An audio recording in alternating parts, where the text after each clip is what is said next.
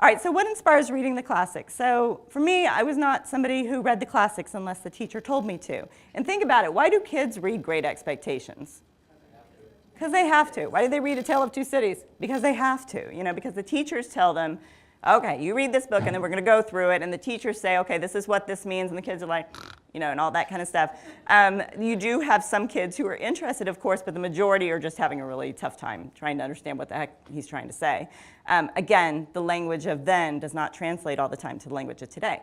So some people are very purist about their classics. There should be no retellings. There should be no people talking about, doing a movie on classics. Even movies today, if a book comes out, oh, the book's so much better, they shouldn't be doing a movie. It's my favorite book. But you know what? Sometimes that's how you introduce people to the classics. This is my childhood right here, and this is the first one I remember. Lion, the Witch, and the Wardrobe. It was this little cheesy cartoon, which at the time I thought was amazing. And I told my mom over and over, I was like, oh, wouldn't it be great? I mean, I was like in 3rd grade. Wouldn't it be great if they actually had books written about Lion, the Witch, and the Wardrobe and Narnia, and and maybe there were so many adventures. And back then we didn't have the internet, so it's not like we knew The Lion, the Witch, and the Wardrobe had a whole series. So my mom, being the great person she is, went out and found that there was a set of books, full set of books with different adventures about Narnia. And so Christmas, this showed up.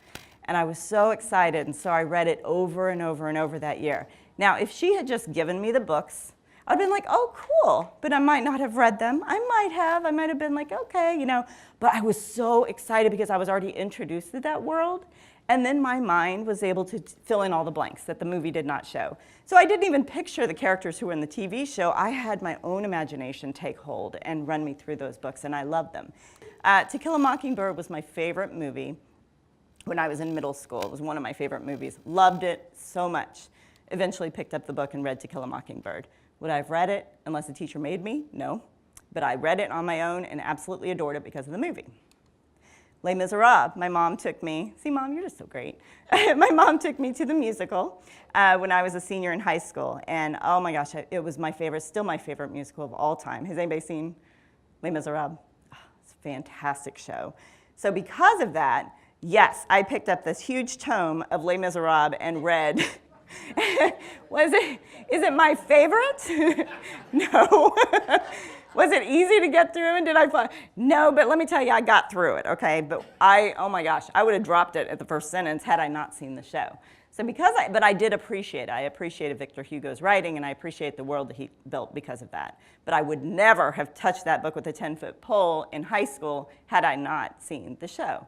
Now again, the 40-year-old me, oh, I just gave myself a few years, cool, would probably pick it up and read it. But look how far I am now. I was reading this in my 20s. A 20-year-old might not read it when they have all these other things going on in college and stuff. But because I had seen the show, I would read it. Oliver, Charles Dickens' Oliver. This musical is fantastic. I fell in love with this musical in middle school when I was going through a really tough time. I had scoliosis. And probably one of the reasons I loved it is I thought, this kid really has problems.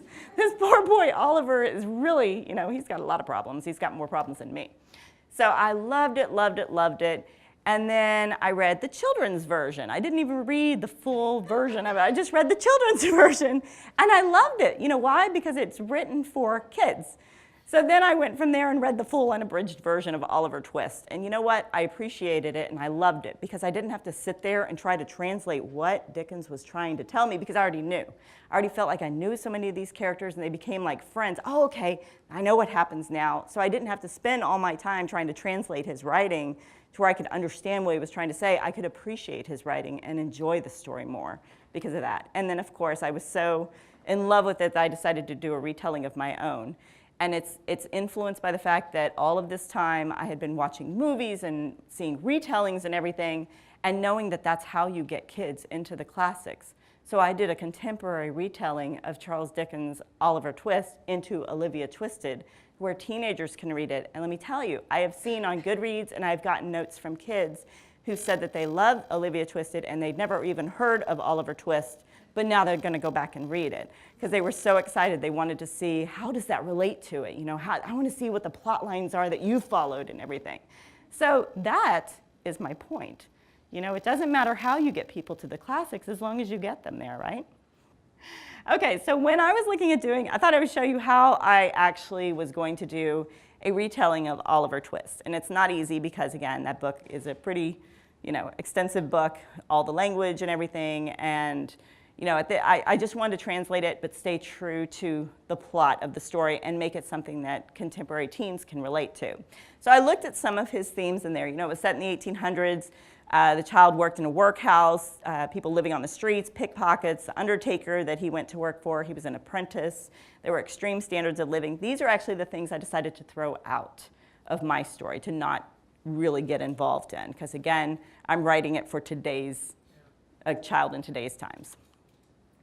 Then I looked at the themes that were relatable.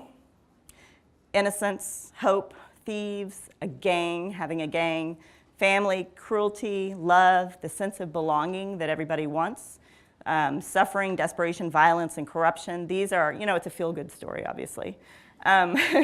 These are the themes that I thought, okay, these I can pull into my story and make it something contemporary, but using the same themes that he used. And this is what I ended up with. So I have a girl who lives in a group home, the thieves actually live in a group home. Olivia herself, who is the version of Oliver, who's also very innocent. She is in the foster care system. And it's a very romantic story. I decided to make her a teenager, and she falls in love with the Artful Dodger, because I kind of had a crush on the Artful Dodger as a kid, I think. There's something about a boy who's like stealing that's kind of cool. So my kids don't listen. I wanted to bring technology into it, because, again, it's a contemporary story. That sense of competition that people have with each other, put it in high school, the child welfare. Now for me, because I did a lot of research on the child welfare system, like Dickens did about the poor and the use of children in workhouses and everything. He was a big proponent of trying to make sure that he wanted to put a spotlight on the child labor back in the 1800s. I kind of wanted to do that with the foster care system too, because there are some really wonderful stories out there, but there are some really, really bad ones too. And I have spoken with people in those situations. And it's just, I wanted to make sure that people see. In fact, after I had written the story and it was going through revisions, Richmond, Virginia, which is where my story is set, there was an investigation going on with the child welfare system there. So it just shows you, sometimes the stories are not very feel-good stories, and you always want your character to be strong and not have the hard times and everything, but these things do exist. And I've noticed since then that people have said, gosh, is this really what happens in foster care? Again, not every situation, but a lot of situations, so we got to look out for our kids. Well, and again, people who do retellings, really you write from the bottom of your heart. You write something that's just been brewing there. And Oliver Twist had made such an impression when I saw that movie.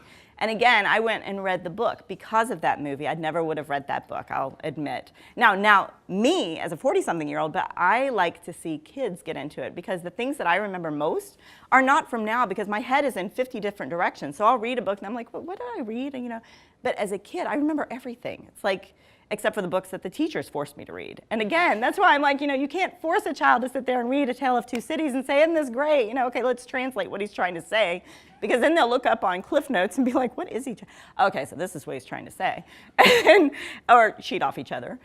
You will have those who are, they will totally get it, very astute with the classics, which I think is fantastic. But again, that's not the point. It's the point to get the kids who are the reluctant readers. And those are the ones I love hearing from, who said, oh, I never had any interest in reading Oliver Twist until I read your book, and now I want to go get Oliver Twist and read it. I'm like, yes, that's awesome. So that's why, I'm not a purist about, I think a classic is meant to be retold and retold and retold, because also what you're doing is you're taking that point that Charles Dickens was trying to make about society, and you're making it about society today.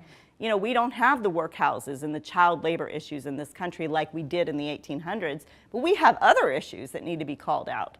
So we do it in the same way that he did, and I think he would be very proud of that we're doing the same thing that he did, but for our generation, and hopefully making a difference and taking a stand and saying, somebody needs to pay attention to these children. He was such a big proponent of children.